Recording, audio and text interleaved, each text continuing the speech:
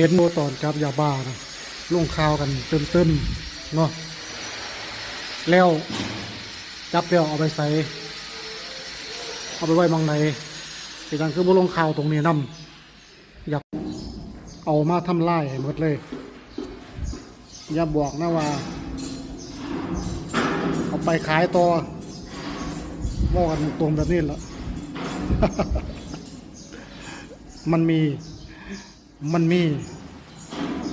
ระวัติมันมีประวัติ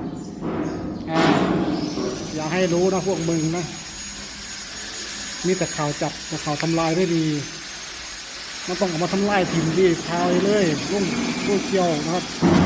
ลุ่งข่าวลุ่งอย่างก็ลุ่งไปให้เขาเห็นให้ประชาชนเห็นมันโป่งโด่งแกงโด่งไปคิดเป็นมอเวลาจับโอ้โหแม่งลงข่าวกันยังยืนเลี้ยงแถวกันเอานากูจับได้เนาะก็แม่งเวลาเห็ด